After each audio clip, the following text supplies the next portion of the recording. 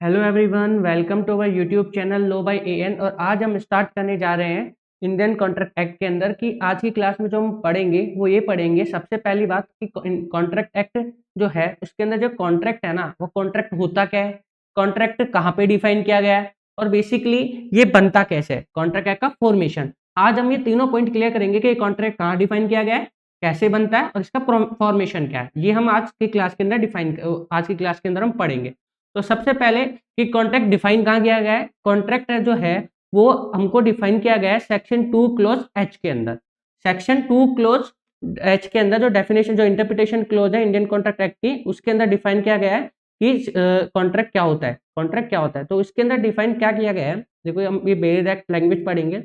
An agreement जो कि क्या हो, enforceable by law is a contract. तो यहाँ पे दो एलिमेंट्स हैं जो इंपॉर्टेंट एलिमेंट्स यहाँ पे अपन यहाँ पे मेंशन कर दे रहे हैं। नंबर फर्स्ट एलिमेंट तो क्या है, ये एक एग्रीमेंट होना चाहिए, और नंबर सेकंड एलिमेंट क्या है कि ये एनफोर्सेबल बाय लॉ होना चाहिए। तो इसका क्या मतलब है, एनफोर्सेबल बाय लॉ का क्या मतलब है कि एनफोर्सेबल बाय लॉ का मतलब होता है कि जिसको आप कानून के द्वारा लागू करवाया जा सकता हो या वैध हो, ठीक है, जो वैध होता है, ठीक है, वो कहलाता है एनफोर्सेबल बाय लॉ। और number first point is agreement. तो ये एनफोर्सेबल बाय लॉ का क्या मतलब है, मतलब हम कौन एनफोर्सेबल बाय लॉ का क्या मतलब हुआ कि जिसको एनफोर्सेबल करा, जिसको हम लॉ के द्वारा लागू करवाया जा सकता हो, ठीक है। तो कौन से एग्रीमेंट्स को हम एनफोर्स करवा सकते हैं, क्वेश्चन यहाँ पे अराइज होता है कि हम ऐसे कौन से एग्रीमेंट्स हैं जिनको एनफोर्स करवाया जा सकता है, जो कि कॉन्ट्रैक्ट कहलाएंगे। तो इसके लिए हम पढ़ेंगे सेक्शन 10, सेक्शन नंबर 10, ठीक है। तो सेक्शन नंबर जो 10 है वो बताता है इंग्रेडिएंट्स बताता है कॉन्ट्रैक्ट का कि किसी भी एग्रीमेंट को कॉन्ट्रैक्ट बनने के लिए कौन से इंपॉर्टेंट इंग्रेडिएंट्स होने चाहिए।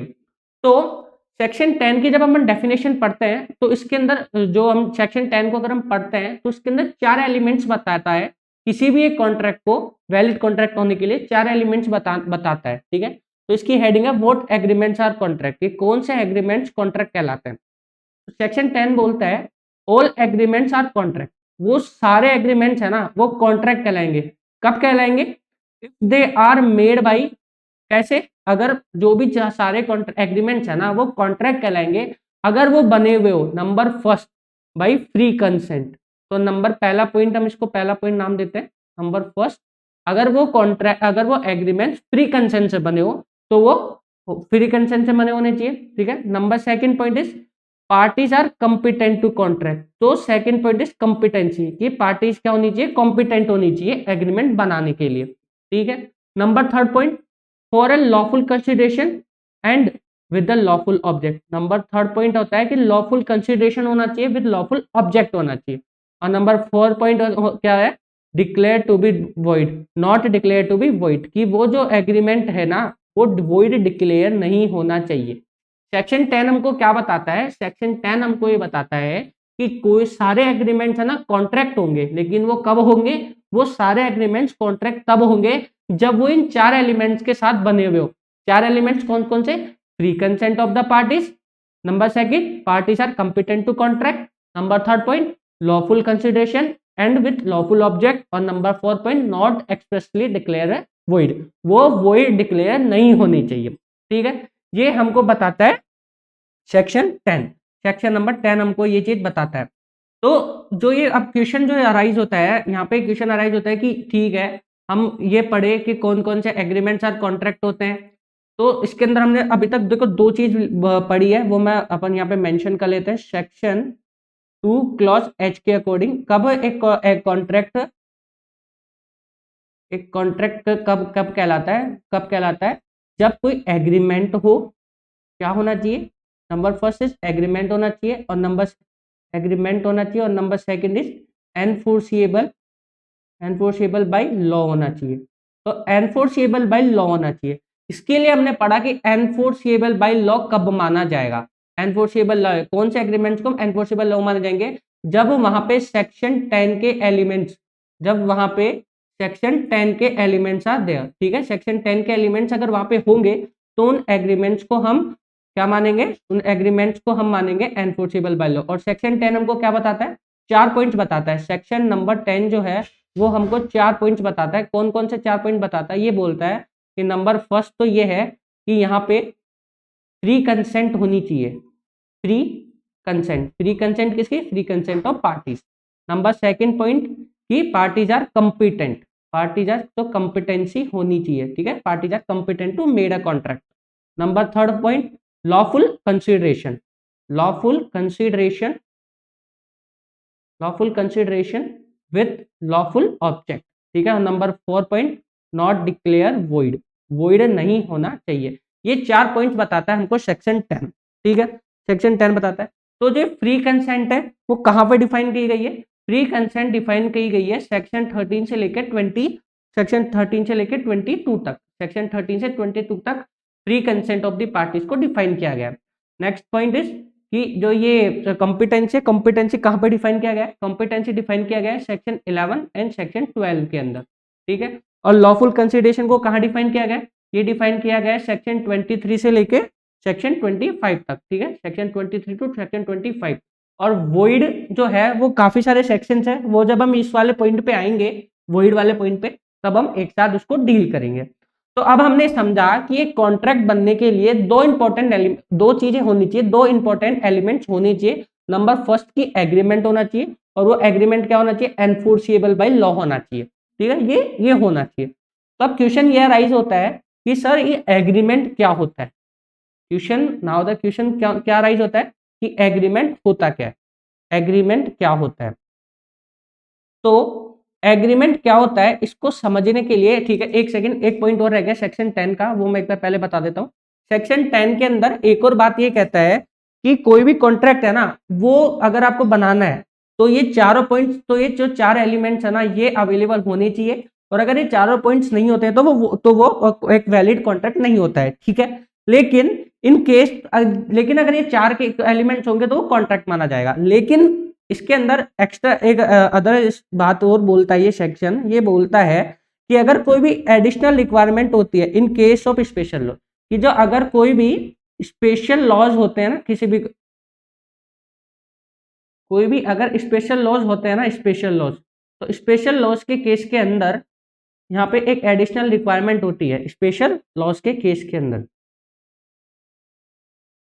और वो रिक्वायरमेंट्स क्या होती है स्पेशल लॉज के केस के अंदर, ये बोला जाता है अगर कोई भी स्पेशल लॉ हो तो सबसे फर्स्ट पॉइंट इज कि जो वो एग्रीमेंट है ना वो रिटर्न होना चाहिए, number first. Number second point is agreement में क्या होना चाहिए, वहां पे विटनेस की प्रेजेंस होनी चाहिए। और नंबर थर्ड पॉइंट, वो एग्रीमेंट रजिस्टर्ड होना चाहिए, ठीक है, रजिस्टर होना चाहिए एज पर द जो भी रजिस्ट्रेशन अपना एक्ट है, तो अपने इंडिया में रजिस्ट्रेशन एक्ट है उसके हिसाब से होना चाहिए। तो ये स्पेशल लॉ के केस में, इसका अगर हम एक एग्जांपल ले, अगर इसका हम एग्जांपल ले तो टीपीए एक्ट, टीपीए एक्ट जो है वो ट्रांसफर ऑफ इमूवेबल प्रॉपर्टीज की बात करता है। और जब भी ट्रांसफर ऑफ इमूवेबल प्रॉपर्टी होगी, क्योंकि वो भी एक कॉन्ट्रैक्ट होता है, वो एक सेल का एक कॉन्ट्रैक्ट है, सेल एग्रीमेंट से कॉन्ट्रैक्ट होता है, ठीक है, तो वो भी एक कॉन्ट्रैक्ट है, लेकिन वो एक स्पेशल लॉ के द्वारा डील करता है। कौन सा लॉ, तो ट्रांसफर ऑफ प्रॉपर्टी एक्ट उसको डील करता है, इसलिए वहां पे स्पेशल लॉ है। तो स्पेशल लॉ के केस में हमको क्या होना चाहिए, जब भी हम टीपीए में लगाएंगे तो जो भी एग्रीमेंट होगा रिटर्न होगा, वहां पे विटनेस की प्रेजेंस होगी और रजिस्ट्रेशन होना, और उसका रजिस्ट्रेशन होगा। जब भी प्रॉपर्टी का सेल वगैरह होता है ना, तो उसके अंदर विटनेस भी होना चाहिए, रिटर्न होता है वो, उसके अलावा रजिस्ट्रेशन हमको करवाना पड़ता है, जिसको हम रजिस्ट्री भी बोलते हैं, कि हमने प्रॉपर्टी की रजिस्ट्री करवा ली, ठीक है। तो ये बताता है स्पेशल लॉ के बारे में। हाँ, अब हम अपन वापस अपने उस पॉइंट पे आते हैं कि एग्रीमेंट, हमारा पॉइंट ये था कि एग्रीमेंट क्या होता है, एग्रीमेंट क्या होता है। तो एग्रीमेंट सबसे पहले कि डिफाइन क्या किया गया है, एग्रीमेंट डिफाइन किया गया है section 2 clause e of contract act. Section 2 clause e के अंदर हमको ये डिफाइन किया गया है कि एक एग्रीमेंट क्या होता है। तो सेक्शन 2 क्लोज ई क्या बोलता है, कोई भी प्रॉमिस, फेमस पे प्रॉमिस और सेट ऑफ प्रॉमिस, या तो प्रॉमिस हो या क्या हो, सेट ऑफ प्रॉमिस हो, ठीक है, प्रॉमिस है सेट ऑफ प्रॉमिस, जो कि क्या करे, कंसिडरेशन को फॉर्म करे, जो कि फॉर्म करे कंसिडरेशन को, वो क्या कहलाता है, एग्रीमेंट कहलाता है। तो यहाँ पे एक और क्वेश्चन अराइज हो जाता है कि सर ये प्रॉमिस क्या होती है।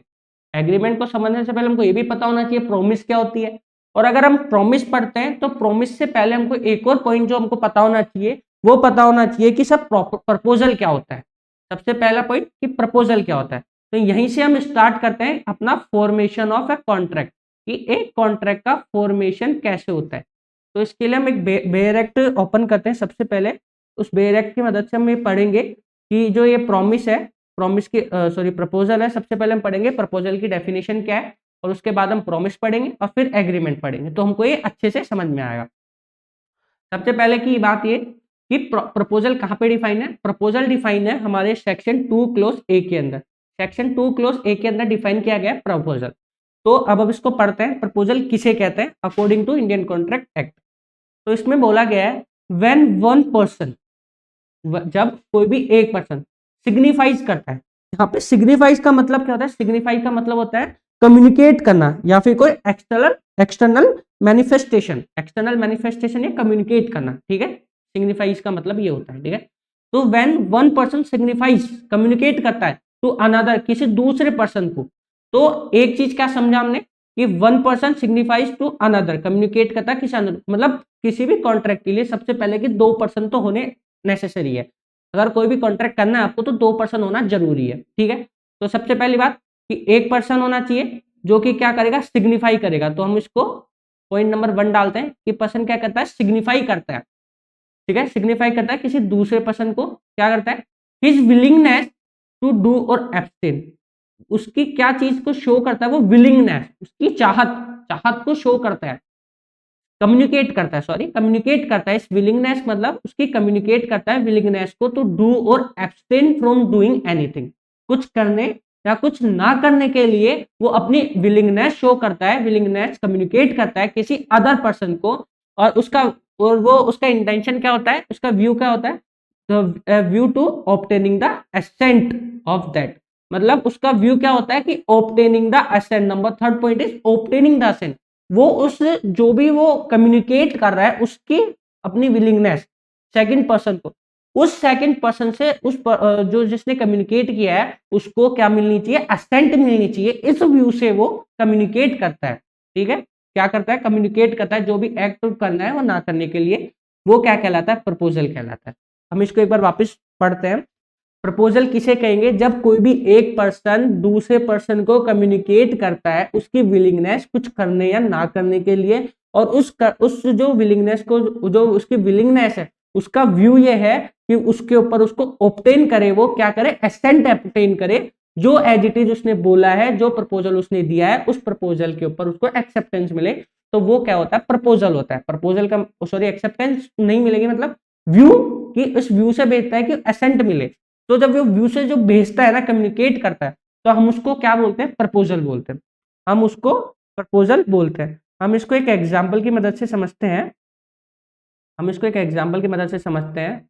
फॉर एग्जाम्पल सबसे पहले हम यहाँ पे डाल लेते हैं कि नंबर फर्स्ट फॉर्मेशन के अंदर हमने क्या पढ़ा, नंबर फर्स्ट हमने पढ़ा कि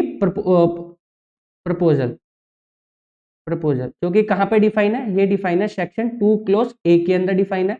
इसके अंदर क्या क्या हमने एलिमेंट्स पढ़े, हमने इसके अंदर पढ़ा कि नंबर फर्स्ट एलिमेंट इज कि देयर मस्ट बी 2 पर्सन होना चाहिए, ठीक है, 2 पर्सन होना चाहिए। और वो क्या करते हैं, सिग्निफाइज करते हैं। सिग्निफाइज का मतलब कम्युनिकेट करना, ठीक है। वो कम्युनिकेट करते हैं, एक्सटर्नल मैनिफेस्ट करते हैं, क्या करते हैं, अपनी विलिंगनेस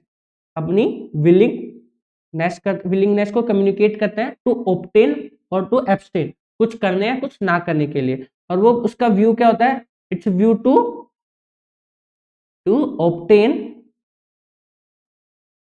टू ऑब्टेन असेंट, ठीक है। असेंट उसको जो उसने बोला है ना, कम्युनिकेट किया, उसके ऊपर असेंट आनी चाहिए। इस व्यू से जब वो करता है तो उसको क्या बोलते हैं, प्रपोजल करते हैं।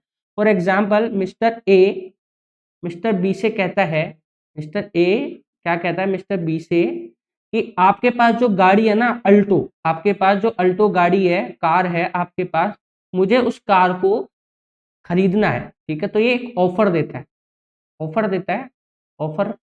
देता है या इसको अपन ऑफर भी कह सकते हैं या फिर प्रपोजल भी हम कह सकते हैं। ऑफर या प्रपोजल हम कुछ भी कह सकते हैं, ठीक है।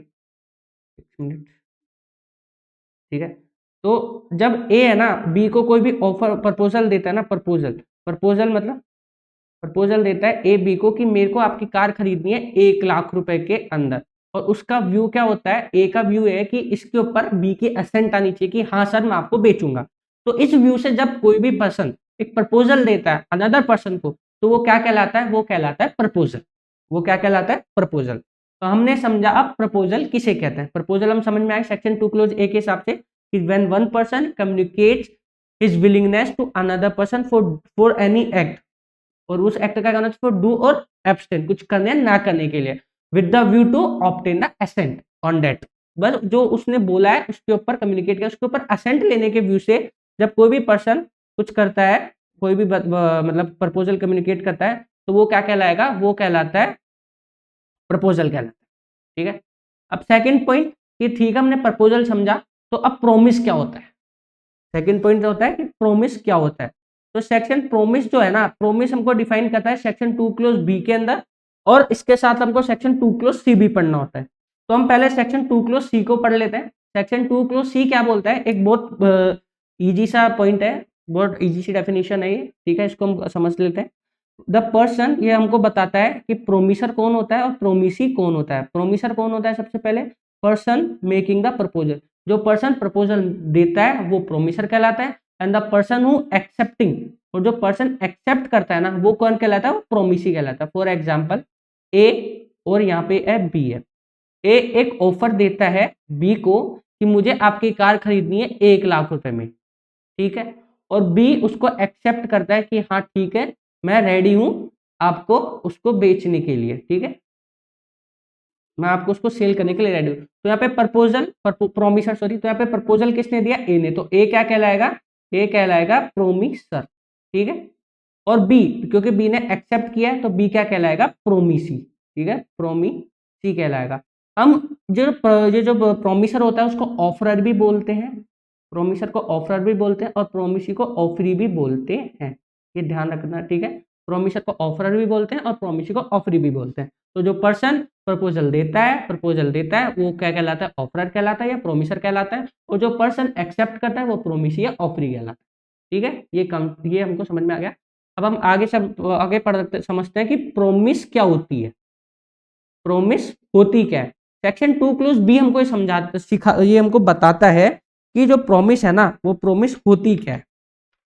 इस प्रोमिस से पहले मेरे को एक और पॉइंट याद आया हमारे प्रपोजल के अंदर, ये प्रपोजल के अंदर एक और पॉइंट याद आया मेरे को, तो एक बार वो भी समझ लेते हैं ताकि ये जो प्रपोजल वाला कॉन्सेप्ट है वो हमारा कंप्लीट हो जाए, उसके बाद ही हम प्रोमिस के ऊपर जाए कि जो प्रपोजल होते हैं ना, प्रपोजल वो कितने तरीके के होते हैं, प्रपोजल कितने तरीके के हो सकते हैं। ठीक है, हम पढ़ते हैं एक बार टाइप्स ऑफ प्रपोजल, हम पढ़ते हैं टाइप्स ऑफ प्रपोजल, ठीक है, types of proposal. Types of proposal number first point हमको बता रहा है specific proposal, specific proposal, specific proposal या ऑफर, ठीक है, स्पेसिफिक प्रपोजल या इनको ऑफर भी बोल सकते हैं। तो स्पेसिफिक प्रपोजल या ऑफर क्या होता है, स्पेसिफिक प्रपोजल या ऑफर ये होता है जब आप ऑफर, जो आपका प्रपोजल है वो किसी सर्टेन पर्सन को देते हो, आपका प्रीफिक्स पर्सन है कि हाँ मिस्टर, यहाँ पे ए है और मिस्टर बी है, ए ने जो ऑफर दिया ना वो सिर्फ मिस्टर बी को दिया है, सिर्फ मिस्टर बी के लिए वो ऑफर है, तो वो क्या कहलाता है, स्पेसिफिक प्रपोजल या स्पेसिफिक ऑफर। ठीक है, number second is general offer, number second is general offer, general offer. Sir general offer क्या होता है, जनरल ऑफर है जनरल प्रपोजल, ठीक है, तो जनरल ऑफर है जनरल प्रपोजल वो होता है जो कि ओपन फॉर ऑल होता है। क्या होता है, ओपन फॉर ऑल, मतलब इसका मतलब क्या हुआ, इसका मतलब ये हुआ, फॉर एग्जाम्पल मिस्टर ए है, मिस्टर ए का कुत्ता, मिस्टर ए का डॉग लॉस्ट हो जाता है और मिस्टर ए एडवर्टाइज करता है, एक प्रपोजल करता है, एक एडवर्टाइज करता है पब्लिकली कि जो भी मेरे इस डॉग को लाके देगा सबसे पहले, जो भी मेरे इस डॉग को सबसे पहले लाके देगा मैं उसे 10,000 रुपए एज ए उसको गिफ्ट दूंगा, ठीक है, मैं उसको 10,000 रुपए दूंगा। तो इस केस के अंदर जो ये ए ने किसी पर्टिकुलर पर्सन को नहीं बोला है कि सर मेरा कुत्ता मिस्टर बी या सी डी, ऐसा कुछ पर्टिकुलर पर्सन को नहीं बोला, इसने जनरल पब्लिक के लिए ऑफर ला दिया कि जो भी मेरे इस कुत्ते को लाके देगा मैं उसको 10,000 रुपए इनाम के दूंगा। और अब यहाँ पे जो भी पर्सन पहले आके लाके आता है और डॉग को, जो भी एक का डॉग है उसको देता है, तो वो पर्सन के साथ उसका कॉन्ट्रैक्ट कंप्लीट होगा। ठीक है, तो ये एक जनरल ऑफर होता है कि जिसको भी मिला, जिसको भी फाउंड हुआ उसका डॉग, वो आओ और उसको दे दो। नंबर थर्ड टाइप होता है क्रॉस ऑफर, क्रॉस ऑफर। तो क्रॉस ऑफर क्या होता है, क्रॉस ऑफर का मतलब ये होता है when the two persons without knowing make offer to each other, make without knowing, यहाँ पे इंपॉर्टेंट है without knowing, make offer to each other. ठीक है, जब कोई भी दो पर्सन बिना जाने कि एक दूसरे को ऑफर कर रहे हैं, ठीक है, बिना जाने एक दूसरे के बारे में एक दूसरे को ऑफर कर देते हैं तो क्रॉस ऑफर कहलाता है। फॉर एग्जाम्पल मिस्टर ए है और मिस्टर बी है। ठीक है, एक कार है मिस्टर ए के पास, मिस्टर ए के पास एक कार है, मिस्टर ए को वो बेचना, और इसका नॉलेज मिस्टर बी को भी है कि वो कार बेचेंगे।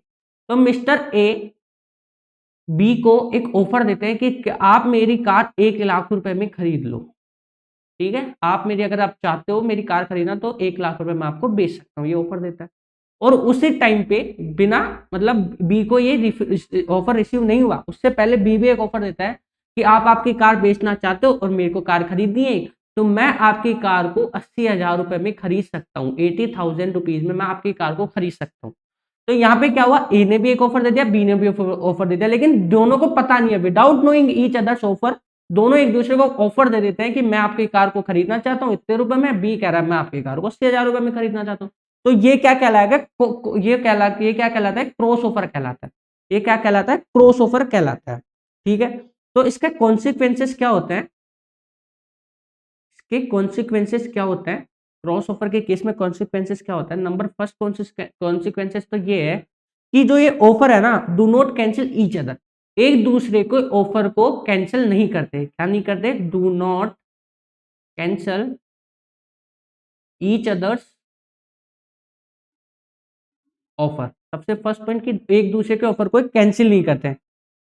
और नंबर सेकंड बात ये भी है कि जब नॉलेज में आ गया ना, जब दोनों ने देख लिया वो ऑफर, तो इसका ये मतलब नहीं है it do not amount to acceptance, it do not amount to acceptance. ठीक है, एक्सेप्टेंस का अमाउंट क्यों नहीं है, ये इसलिए नहीं है क्योंकि ए ने भी एक ऑफर दिया है, बी ने भी ऑफर एक दिया है। तो अब ए को क्या पता कि वो मेरे ऑफर को एक्सेप्ट कर रहा है या फिर जो 80,000 वाले जो उसने 80,000 रुपए का जो मेरे को ऑफर दिया है वो उसके लिए रेडी है। तो ये पता ही नहीं है ना, बी को पता है कि मैं 1 लाख की जो वो मेरे को 1 लाख में बेचना चाहता है, या फिर 80,000 वाला मेरा ऑफर एक्सेप्ट कर लिया, कौन सा ऑफर, कौन सा प्रपोजल या कौन सा ऑफर एक्सेप्ट किया। तो ये डू नॉट अमाउंट एक्सेप्ट कि सर ये एक्सेप्ट भी नहीं माना जाएगा, तो इसका मतलब ये नहीं है कि कैंसिल भी नहीं माना जाएगा। ये इसके कॉन्सिक्वेंसेस होते हैं। ठीक है, क्रॉस ऑफर के केस में। और जो फोर्थ वाला पॉइंट है, वो फोर्थ पॉइंट होता है काउंटर ऑफर। काउंटर ऑफर या प्रपोजल। ठीक है, काउंटर ऑफर या प्रपोजल। काउंटर ऑफर या प्रपोजल का मतलब क्या होता है, ये हम day to day daily life के अंदर करते हैं। इसका क्या मतलब होता है, कोई भी ऐसा कॉन्ट्रैक्ट जो जिसके अंदर बार्गेनिंग या नेगोशिएशन, सॉरी प्रपोजल, जिसके अंदर बार्गेनिंग या नेगोशिएशन इंक्लूड हो,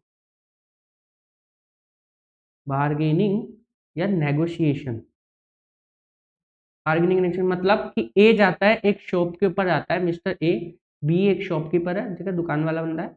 तो ए बी की दुकान पे जाता है और बी को एक ऑफर देता है कि सर मुझे पर्टिकुलर एक्स वाई जेड एक कोई आइटम है वो मेरे को खरीदना है और मैं उसके लिए आपको 1,000 रुपीज पे कर सकता हूँ। ठीक है, मेरे को 1,000 में दे दो। बी कहता है नहीं नहीं सर, इसके अमाउंट तो 1,000 नहीं है, ये 1,200 का है, 12,000 रुपीज का है, मैं इससे कम नहीं दे सकता। तो ये क्या, क्रॉस ऑफर। फिर ए कहता है कि नहीं चलो ठीक है, 1,200 नहीं, मैं 1,100 दे सकता हूँ इसके, और फिर तो ये क्रॉस ऑफर हो गया। फिर वापस बी कहता है 1,100 नहीं, चलो ठीक है 1,050 में हम इसको फाइनल करते हैं। तो डेट इज क्रॉस ऑफर, मतलब एक दूसरे को वो क्रॉस ऑफर दे रहे हैं। नेगोशिएशन बार्गेनिंग जो हम करते हैं वो कहलाता है क्रॉस ऑफर, इसको हम क्या बोलते हैं, क्रॉस ऑफर होता है। तो हमने पढ़ा 4 टाइप के हमने पढ़े। नंबर फर्स्ट स्पेसिफिक प्रपोजल या ऑफर, जिसके अंदर एक पर्टिकुलर सर्टेन पर्सन को आप कोई ऑफर या प्रपोजल देते हो तो वो क्या कहलाता है, स्पेसिफिक प्रपोजल। जनरल ऑफर या प्रपोजल जो कि ओपन फॉर ऑल के लिए, पब्लिक के लिए, सबके लिए ऑफर होता है। क्रॉस ऑफर मतलब without knowing each other's offer, they जो एक दूसरे को ऑफर दे देते हैं। और काउंटर ऑफर का मतलब नेगोशिएशन है, बार्गेनिंग वाले ऑफर, मतलब ठीक है, जो दोनों पार्टी एक पर्टिकुलर, दोनों पार्टी एक दूसरे को क्रॉस ऑफर, काउंटर ऑफर देती है कि नहीं मैं ये नहीं इतने में कर सकता हूँ, इतने में नहीं, इतने में कर सकता हूँ, वो काउंटर ऑफर होता है। ठीक है, अब यहाँ पे एक क्वेश्चन अराइज होता है, एक क्वेश्चन अराइज होता है, वो ये होता है, ये काफी बार एग्जाम्स में भी पूछा जाता है। ये क्वेश्चन ये है कि mayor display of goods, mayor display of goods, mayor display of goods is a proposal. क्या कोई भी दुकान वाला है, कोई भी दुकान शॉपकीपर है, वो अपनी दुकान के ऊपर कोई भी फॉर एग्जांपल शूज की शॉप है, वो शूज बाहर लगा के रखता है और उसके ऊपर लिख रखा है कि ये 1000 रुपए का है या फिर 500 का है, जो भी what ever amount is that, ठीक है, वो लगा के रखता है, तो क्या वो जो डिस्प्ले है वो ऑफर मानी जाएगी? तो इसका आंसर है नो, वो एक प्रपोजल या ऑफर नहीं माना जाएगा। वो क्या है? इन्विटेशन टू ऑफर है। वो क्या कहलाता है? Invitation to offer, invitation to offer, ठीक है, ये इन्विटेशन टू ऑफर कहलाता है। इन्विटेशन टू ऑफर का मतलब कि वो एक सिर्फ एक आपके सामने डिस्प्ले है, इसका मतलब है कि वो इन्विटेशन टू ऑफर है, कि वो आपको इनवाइट कर रहा है, शॉपकीपर वो शूज रख के वो आपको इनवाइट कर रहा है कि आप आइए मेरी शॉप पे और मेरी शॉप पे आके मेरे को ऑफर दीजिए कि क्या आप मैं इसको खरीदना चाहता हूँ या नहीं खरीद, मैं इसको खरीदना चाहता हूँ और खरीदना चाहता हूँ तो कितने अमाउंट में या फिर फिक्स अमाउंट में खरीदना चाहता हूँ, वट एवर द रेट, ठीक है। तो एक इन्विटेशन टू ऑफर है, ये इन्विटेशन टू ऑफर है। तो इन्विटेशन टू ऑफर क्या होता है? इन्विटेशन टू ऑफर ये होता है कि जब कोई भी पर्सन ऑफर ना देकर आपको एक ऐसी सिचुएशन अराइज करता है जिसमें आपको आगे से वो बुलाता है कि आप आइए मेरे को ऑफर दीजिए। इसका मैं एक और एग्जांपल दूं तो गवर्नमेंट टेंडर्स, जो गवर्नमेंट टेंडर होते हैं ना, वो कभी भी ऑफर नहीं होते, वो इन्विटेशन टू ऑफर होते हैं। इन्विटेशन टू ऑफर का मतलब कि गवर्नमेंट जो टेंडर होती है ना, गवर्नमेंट एक टेंडर निकालती है, बाई अखबार वगैरह में भी निकालती है, अपनी वेबसाइट पे भी निकालती है, उसमें गवर्नमेंट ये बोलते हैं कि हमको ये पर्टिकुलर काम करवाना है या फिर हमको XYZ पर्टिकुलर ये गुड्स खरीदने हैं हमको, तो कौन मेरे को हमको किस अमाउंट में प्रोवाइड करा देगा। तो ये एक ऑफर देती है, इन्विटेशन टू ऑफर देती है। अब जो भी उस टेंडर को फुलफिल कर सकता है वो अपना एक कोटेशन लिख के भेजता है कि मैं इस XYZ अमाउंट के अंदर उसको मैं दे सकता हूं आपको, फिर बना सकता हूं। तो वो ऑफर किसके द्वारा जाता है? जो पर्सन उनको क्या बोल रहा है? कोटेशन भेज रहा है। तो गवर्नमेंट तो क्या बोलती है, सॉरी क्या करती है? इन्विटेशन टू ऑफर करती है, और जो भी पब्लिक उसको पढ़ रही है और जो कोटेशन बना के उसको भेजता है वो कहलाता है ऑफर, वो कहलाता है प्रपोजल कहलाता है, ठीक है। तो गवर्नमेंट क्या कहती है? Invitation to offer. तो जब भी हम कॉन्ट्रैक्ट बनाते हैं तो ये भी इसका एक पार्ट होता है कि invitation to invitation to offer is the first point, और सेकंड पॉइंट हम उसको बोल सकते हैं प्रपोजल को। हम सेकंड पॉइंट किसको बोल सकते हैं? प्रपोजल को, ठीक है। अब अपने हमारे पास अगला पॉइंट ये आता है कि हमने समझ लिया कि ऑफर क्या होता है, हमने समझा इन्विटेशन टू ऑफर क्या होता है। तो अब हमको समझना है कि सर ये इसका मतलब है क्या, इसका मतलब प्रॉमिस क्या होती है। अब हमको क्या समझना? प्रॉमिस। तो प्रॉमिस कहाँ डिफाइन है? सबसे पहले सेक्शन 2 क्लोज बी के अंदर प्रॉमिस डिफाइन है, और प्रॉमिस कौन होता है? सेक्शन 2 क्लोज सी के अंदर डिफाइन है, जो हमने कंप्लीट कर लिया। तो अब हम पढ़ेंगे कि सबसे पहले अब हम क्या पढ़ेंगे? प्रॉमिस क्या होता है। हम पढ़ेंगे प्रॉमिस क्या होता है। तो प्रॉमिस को हम पढ़ेंगे when the person to whom the proposal is made. क्या? पहला point, when the person to whom the proposal is made. ऐसा कोई भी, इसको फर्स्ट पॉइंट डालते हैं, ऐसा कोई भी पर्सन जिसको प्रपोजल दिया गया, ठीक है, जिसको प्रपोजल दिया गया मतलब प्रोमिसर, जो प्रोमिसर होता है जो प्रपोजल देता है, ठीक है। तो when the person to whom the proposal is made, जिसको प्रपोजल दिया गया है, वो सिग्निफाई करता है, एक्सटर्नल मैनिफेस्टेशन करता है या कम्युनिकेट करता है। क्या करता है? कम्युनिकेट करता है। क्या कम्युनिकेट करता है? हिज विलिंगनेस देयर टू, उसकी assent, sorry willingness sorry assent, ठीक है, उसकी असेंट करता है, उसकी असेंट करता है। और देयर टू के मतलब, देयर टू का यहाँ पे बहुत एक इंपॉर्टेंट वर्ड है। इसका मतलब क्या होता है? देयर टू का मतलब क्या है? ये है कि जो पर्सन है ना, ए है, फॉर एग्जाम्पल ए ने बी को कोई ऑफर दिया, तो यहाँ पे देयर टू का ये मतलब है कि जो ए ने जो भी प्रपोजल दिया है बी को, तो जो प्रपोजल, जो एजिटिस प्रपोजल दिया ना, उस एजिटिस प्रपोजल के ऊपर उसकी असेंट होनी चाहिए, कम्युनिकेट, ठीक है। तो वो असेंट दी जानी चाहिए। और आगे ये बोलता है the proposal is said to be accepted, और जब वो असेंट देता है तो एक्सेप्टेड कहलाएगा, और जब एक्सेप्ट हो जाता है वो, तो वो क्या कर, तो बिकेम अ प्रॉमिस, तो वो एक प्रॉमिस बन जाती है, ठीक है। हम इसको जो पॉइंट है ना देयर टू, इसको अब हम समझेंगे एक बार। There to point is very important है, ठीक है। देयर टू वाला पॉइंट बहुत इंपॉर्टेंट है। यहाँ पे देयर टू का मतलब ये है, देयर टू का मतलब क्या है? देयर टू का मतलब ये है कि कोई भी जब पर्सन है ना अपनी, एक सेकंड, सबसे पहले मैंने अब एक सेकंड पॉइंट डाल लेते हैं। सेकंड पॉइंट हमारा क्या है? प्रॉमिस है। प्रॉमिस, जो कि प्रॉमिस कहाँ पे डिफाइन किया गया है? Section 2 clause B and section 2 clause C, ठीक है। सेक्शन 2 क्लोज बी और सी के अंदर प्रॉमिस की रिलेशन में हम पढ़ते हैं। तो यहाँ पे बोलता है सबसे पहले कि the person to whom the proposal made, proposal जिसको भेजा गया है वो उसको कम्युनिकेट करना है, उसको सिग्निफाई करना है। सिग्निफाइज का मतलब कम्युनिकेट करना है, ठीक है। सिग्निफाइज का मतलब कम्युनिकेट करना है उसको अपनी, क्या? असेंट। कम्युनिकेट क्या होना चाहिए? सिग्निफाई क्या होना चाहिए? असेंट सिग्निफाई होना चाहिए, ठीक है। सिग्निफाई क्या होना चाहिए? असेंट, असेंट सिग्निफाई होनी चाहिए। अपनी असेंट को सिग्निफाई करता है, ठीक है। और वो सिग्निफाइंट के आगे वाला जो पॉइंट है वो है there to, there to, there to का मतलब ये है, it means that for what you give is assent और for what you offer you accept, ठीक है। जो आपने असेंट दी है ना, इसका मतलब क्या है? डेयर टू का मतलब बहुत इंपॉर्टेंट वर्ड है डेयर टू। डेयर टू के अंदर ये होता है कि जिस चीज के लिए आपने असेंट दिया ना, आपको उसकी नॉलेज होनी चाहिए। आपको क्या होनी चाहिए? नॉलेज।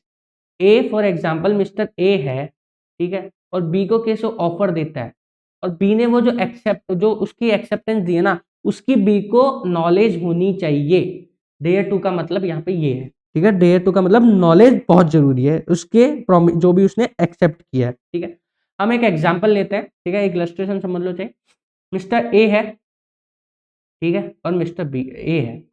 ए का डॉग खो जाता है, और ए एक ऑफर देता है, ठीक है, एक ऑफर निकालता है कि जो भी मेरे डॉग को लेके आएगा उसको मैं कितना पेमेंट करूंगा? 10,000 रुपीज एज ए इनाम, ठीक है, एज ए गिफ्ट, उसको इनाम का मैं पेमेंट करूंगा। अब मिस्टर बी है, मिस्टर बी जो कि क्या है? ए का पड़ोसी है। मिस्टर बी है जो कि ए का पड़ोसी है, वो ए के डॉग को जानता था, वो आता है और ए को अपना डॉग रिटर्न करता है और चला जाता है। और जिस टाइम वो जब रिटर्न करता है ना, उस टाइम मिस्टर बी को ये पता नहीं होता कि ए ने ये ऑफर पब्लिकली ये ऑफर निकाल रखा है कि जो भी उसको डॉग को लाएगा उसको 10,000 रुपीज वो इनाम पे देगा, इनाम के तौर पर देगा। 2-3 दिन बाद में बी को ये पता चलता है कि ए ने ये ऑफर निकाला था कि जो भी उसके कुत्ते को ढूंढ के लाएगा, जो भी उसके डॉग को ढूंढ के लाएगा उसको 10,000 रुपए देते हैं। तो सर अब बी पहुंच जाता है ए के पास कि आपने ये ऑफर दिया था कि जो भी डॉग को ढूंढ के लाएगा उसको मैं 10,000 रुपीज दूंगा, तो मैंने आपका डॉग को ले आया, तो ये मेरी एक्सेप्टेंस हो गई। तो आप मेरे को ये प्रॉमिस हो गया है क्योंकि आपने प्रपोजल दिया और मैंने एक्सेप्ट कर लिया, तो ये प्रपोजल क्या हो गया? प्रॉमिस बन गया। तो अब आप मुझे 10,000 रुपए दीजिए। तो इस केस के अंदर क्या होता है कि इस केस के अंदर क्या होगा कि ए है ना बाउंड, वो ए 10,000 रुपए देने से मना करे। और वो क्यों करेगा?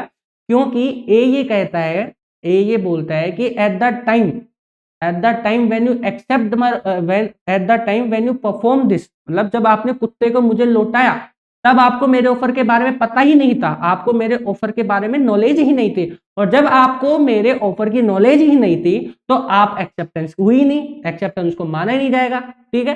तो इससे हमको क्या समझ में आता है कि जब भी आप एक्सेप्टेंस दो ना, तो उस टाइम पे आपको उस ऑफर की इंफॉर्मेशन या फिर नॉलेज आपको होनी चाहिए, कंप्लीट नॉलेज आपको उस ऑफर की होनी चाहिए, तभी वो एक गुड कंसेंट मानी जाएगी, ठीक है। तो ये हमको समझ में आया। सेक्शन 2 क्लोज बी हमको बताया कि जब कोई भी वन पर्सन सिग्निफाई करता है, कम्युनिकेट करता है, ठीक है, सॉरी, जब भी द पर्सन जिसको ये ऑफर मिला था, प्रपोजल मिला था, वो अपनी असेंट को सिग्निफाई कर देता है, कम्युनिकेट कर देता है, ठीक है। और जब वो कम्युनिकेट करता है उसके असेंट को, तो वो एक्सेप्टेड माने जाती है, और उस एक्सेप्टेंस क्या बोल जाता है? बिकेम ए प्रॉमिस, वो बिकेम ए प्रॉमिस के अंदर कन्वर्ट हो जाता है। यहां तक हमने समझा। अब एक और इसके अंदर इंपॉर्टेंट पॉइंट है सेक्शन 9, सेक्शन नंबर 9। सेक्शन 9 क्या बोलता है? सेक्शन 9 ये बोलता है कि प्रॉमिस कितने टाइप की हो सकती है, ये बताता है हमको प्रॉमिस के टाइप्स, ठीक है, प्रॉमिस के टाइप्स बताता है सेक्शन नंबर 9। सेक्शन नंबर 9 हमको बताता है कि प्रॉमिस किस किस तरीके से दी जा सकती है, फिर कौन से टाइप्स होते हैं, प्रॉमिस के टाइप्स बताता है। तो सेक्शन 9 हमको बताता है, 2 टाइप बताता है। नंबर फर्स्ट इज एक्सप्रेस और नंबर सेकंड इज इम्प्लाइड। तो एक्सप्रेस प्रॉमिस क्या होती है? सेक्शन 9 के अकॉर्डिंग एक्सप्रेस प्रॉमिस वो होती है जो कि बाय वर्ड्स दी जाती है, ठीक है, the promise which is given by words, ठीक है, वो क्या कहलाएगा? प्रॉमिस। वो क्या प्रॉमिस कहलाएगी? वो कहलाएगी एक्सप्रेस प्रॉमिस। और नंबर सेकंड इज इम्प्लाइड के अंदर सेक्शन 9 की लैंग्वेज कहती है other than words, other than words. कोई भी ऐसी प्रॉमिस, कोई भी ऐसी असेंट जो अदर देन वर्ड्स के अंदर दी गई है, तो वो क्या कहलाई जाएगी? इम्प्लाइड प्रॉमिस कहलाएगी, ठीक है। सेक्शन 9 बताता है कि एक्सप्रेस प्रॉमिस और इम्प्लाइड प्रॉमिस। एक्सप्रेस प्रॉमिस वो होती है जो बाय वर्ड्स दी जाएगी, और इम्प्लाइड प्रॉमिस वो होती है जो अदर देन वर्ड्स। तो अदर देन वर्ड्स कैसे देंगे? Other than words by the conduct, ठीक है, बाय शो ऑफ कंडक्ट, आप कंडक्ट दिखा के, ठीक है, आप अब जो भी आपका कंडक्ट है उसके द्वारा आप दे सकते हो, या फिर बिजनेस प्रैक्टिस के द्वारा, बिजनेस की जो प्रैक्टिसेस होती है ना उसके द्वारा भी आप आपकी कंसेंट दे सकते हो, आपकी कंसेंट दे सकते हो। तो ये हमको बताता है कैसे आप वो दे सकते हो, ठीक है, आपकी एक्सेप्टेंस, आपकी प्रॉमिस को आप कैसे दे सकते हो। अब सेक्शन 7 है, सेक्शन 7, सेक्शन 7 ये हमको बताता है एक्सेप्टेंस कैसी होनी चाहिए, प्रॉमिस कैसी होनी चाहिए, ठीक है, मतलब एक्सेप्टेंस कैसी होनी चाहिए। सेक्शन 7 ये हमको ये बताता है कि जो आप एक्सेप्टेंस दे रहे हो ना वो कैसी होनी चाहिए। तो सेक्शन 7 का जो फर्स्ट क्लॉज है ना वो ये बोलता है acceptance acceptance must be absolute, acceptance must be absolute and unqualified,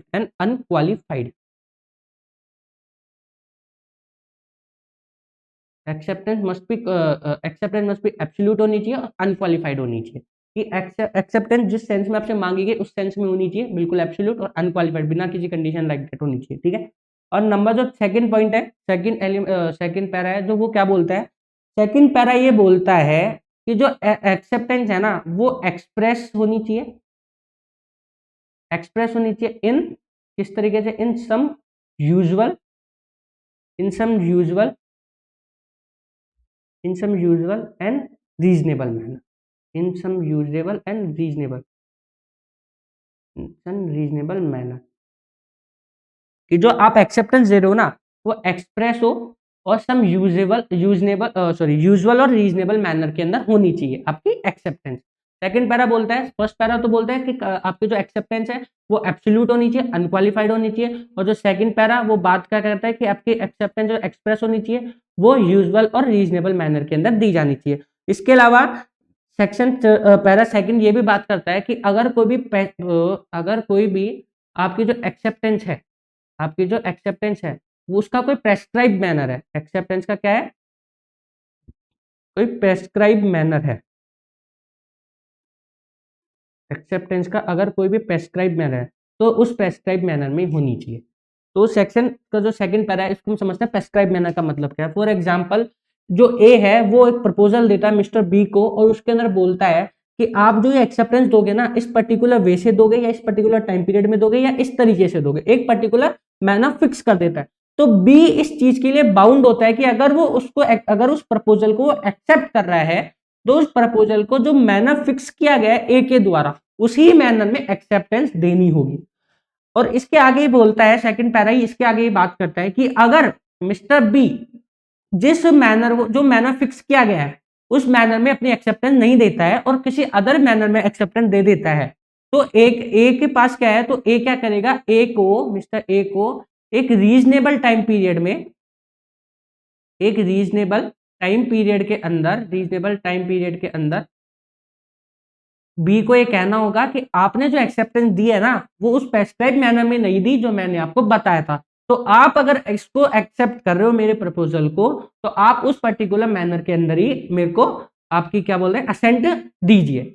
और अगर फिर उसके बाद अगर वापस से बी उस प्रेस्क्राइब मैनर में असेंट नहीं देता है तो उस एसेंट को एसेंट नहीं माना जाएगा, तो उसको क्या नहीं माना जाएगा, एक्सेप्टेंस ऑफ प्रपोजल नहीं माना जाएगा, ठीक है। और एक और पॉइंट यहाँ पे ये आता है कि अगर मिस्टर बी उस प्रेस्क्राइब मैनर में नहीं देता है अपनी एक्सेप्टेंस को और जो ये ए है ना जो उस एक्सेप्टेंस को रिसीव करता है उस रिसीव को करने के बाद रीजनेबल टाइम पीरियड के अंदर कोई भी रीजनेबल टाइम पीरियड के अंदर उसकी ड्यूटी है कि रीजनेबल टाइम पीरियड के अंदर उसका रिप्लाई करे, ठीक है।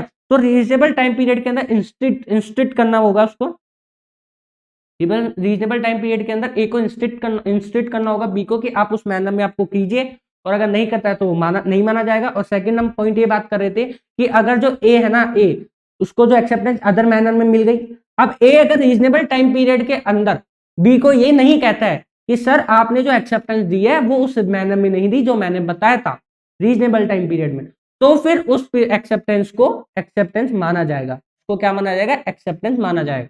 तो और वो प्रॉमिस क्रिएट हो जाएगा, ठीक है। ये हमको समझ में आया।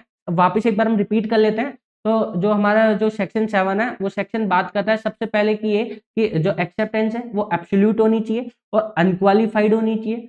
और इसका सेकंड पैरा ये बात करता है कि जो जो एक्सेप्टेंस है वो एक्सप्रेस होनी चाहिए, जो किस तरीके से, सम यूजुअल एंड रीजनेबल मैनर के अंदर होनी चाहिए। और अगर कोई पर्टिकुलर मैनर प्रेस्क्राइब किया गया है, जो डिसाइड किया गया है प्रोमिसर के द्वारा, तो आपको प्रॉमिस उस मैनर में ही भेजनी होगी। और अगर जो प्रोमिसी है वो किसी अदर मैनर में उसको एक्सेप्ट करके उस एक्सेप्टेंस भेजता है, अदर किसी मैनर में, प्रेस्क्राइब मैनर के अलावा अदर मैनर में एक्सेप्टेंस भेजता है उसकी, तो बी जो ए है ना, ए प्रोमिसर है, वो इंस्टिट करेगा प्रोमिसी को कि सर आप उसी मैनर में मेरे को एक्सेप्टेंस भेजिए जिस मैनर में मैंने प्रेस्क्राइब किया है। और ये देने के बाद, with in reasonable time period देने के बाद, अगर बी है, जो प्रोमिसी है, वो उस एक्सेप्टेंस को दोबारा नहीं भेजता उस प्रेस्क्राइब मैनर में, तो वो एक्सेप्टेंस नहीं मानी जाएगी। और सेकंड पॉइंट ये कहता है कि अगली बात ये कहता है कि अगर ए के पास रीजनेबल मैनर, जो भी प्रेस्क्राइब मैनर है, उस प्रेस्क्राइब मैनर के अंदर एक्सेप्टेंस नहीं आती है, और बी रीजनेबल टाइम पीरियड के अंदर, ए जो रीजनेबल टाइम पीरियड के अंदर प्रोमिसी को ये नहीं कहता है कि आप उस प्रेस्क्राइब मैनर में ही मेरे को वो आपकी जो एक्सेप्टेंस है वो भेजो, नहीं कहता है, तो फिर उस केस के अंदर उसको एक्सेप्टेंस मानी जाएगी। ये हमारी बात करता है सेक्शन नंबर 7। तो आज हमने क्या क्या पढ़ा? आज हमने पढ़ा कॉन्ट्रैक्ट क्या होता है, सेक्शन 2 क्लोज एच के अंदर कि कॉन्ट्रैक्ट क्या होता है, an agreement which is enforceable by law. तो एनफोर्सेबल का मतलब जो सेक्शन 10 के अंदर जो 4 इंग्रेडिएंट्स बता रखे हैं, क्या इंग्रेडिएंट्स बता रखे हैं? नंबर फर्स्ट, फ्री कंसेंट होना चाहिए, कॉम्पिटेंसी ऑफ द पार्टी होनी चाहिए, लॉफुल कंसिडरेशन होना चाहिए और वॉइड नहीं होना चाहिए। उसके बाद हमने पढ़ा फॉर्मेशन प्रोसेस। फॉर्मेशन का प्रोसेस हमने जो पढ़ा है, ठीक है, उस फॉर्मेशन प्रोसेस के अंदर हमने पढ़ा कि कोई भी कॉन्ट्रैक्ट का फॉर्मेशन कैसे होगा, कोई भी कॉन्ट्रैक्ट का फॉर्मेशन कैसे होगा। तो नंबर फर्स्ट पॉइंट है इनविटेशन टू ऑफर हो सकता है, इनविटेशन टू ऑफर के द्वारा होगा, ठीक है, invitation to offer, invitation to offer, ठीक है, जिसके अंदर ऑफर भेजेगा, ऑफर भेजता नहीं, इनवाइट करता है कि आप आइए ऑफर दीजिए। सेकंड पॉइंट प्रपोजल, कि कैसे बनेगा हमारा कॉन्ट्रैक्ट। सबसे पहले प्रपोजल होगा। प्रपोजल हमको क्या बताता है? प्रपोजल ये बताता है कि कोई भी पर्सन है ना, कोई भी एक पर्सन दूसरे पर्सन को कम्युनिकेट करता है उसकी विलिंगनेस कुछ करने या ना करने के लिए, और उसका व्यू क्या होता है? टू ऑब्टेन हिज असेंट, उसकी असेंट ऑब्टेन करने के सीक्वेंस में प्रपोजल होता है। प्रपोजल के बाद क्या होगी? प्रॉमिस होगा, प्रॉमिस एंड एक्सेप्टेंस, ठीक है, promise and acceptance, promise, promise and acceptance, ठीक है। प्रॉमिस का मतलब कि जब कोई भी पर्सन जिसको प्रपोजल दिया गया वो अपनी असेंट दे देता है, किसके ऊपर? जो प्रपोजल भेजा गया था उस प्रपोजल के ऊपर अपनी असेंट दे देता है, ठीक है। तो जब असेंट देता है, जो एक्सेप्ट करता है, तो वो एक्सेप्टेंस होगी, और वो जो एक्सेप्टेंस, जब कोई भी प्रपोजल को आप एक्सेप्ट कर लोगे तो बिकम प्रॉमिस बन जाएगी। तो क्या बन जाएगी? प्रॉमिस बन जाएगी, ठीक है, ध्यान रखना, वो प्रॉमिस के अंदर, प्रॉमिस का पार्ट के तौर पे क्रिएट हो जाएगी वो, ठीक है, ठीक है। तो हमने पढ़ा, ठीक है, तो सब इनविटेशन के ऊपर प्रपोजल होगा, फिर प्रॉमिस एंड एक्सेप्टेंस होगी। हमने पढ़ा प्रॉमिस कितने तरह की होती है, तो सेक्शन 9 हमको बताता है प्रॉमिस कितने तरह की होती है। प्रॉमिस 2 तरह की होती है, प्रॉमिस के 2 टाइप हो सकते हैं, एक्सप्रेस भी हो सकते हैं, इंप्लाइड भी हो सकती है। और सेक्शन 7 ये बताता है जो एक्सेप्टेंस की गई है, एक्सेप्टेंस कैसी होनी चाहिए। तो एक्सेप्टेंस हमने पढ़ा कि एब्सोल्यूट और अनक्वालिफाइड होनी चाहिए, उसके अलावा एक्सप्रेस होनी चाहिए इन सब यूजुअल और रीजनेबल मैनर में, और जो प्रेस्क्राइब मैनर है उसके अंदर होनी चाहिए, ठीक है। प्रपोजल हमने पढ़ा सेक्शन 2 क्लोज ए के अंदर हमने पढ़ा, और जो प्रॉमिस हमने पढ़ी वो हमने पढ़ी 2 क्लोज बी के अंदर, और प्रॉमिस और प्रॉमिस कौन होता है वो हमने सी के अंदर पढ़ी। एक्सेप्टेंस के टाइप्स हमने पढ़े, कौन से सेक्शन में पढ़े? सेक्शन 7 के अंदर हमने पढ़े। और सेक्शन 9 के अंदर हमने पढ़े प्रॉमिस के टाइप्स पढ़े, और उसके अलावा हमने सेक्शन 10 पढ़ा जिसके अंदर हमने पढ़ा कि इंग्रेडिएंट्स ऑफ वैलिड कॉन्ट्रैक्ट। ये सब आज की क्लास में हमने कंप्लीट कर लिया है। तो I hope you all are understand, ठीक है। और अगर किसी को भी कोई भी कंफ्यूजन हो तो please post us comment. Thank you guys, यहीं की आज की क्लास हम यहीं खत्म करते हैं।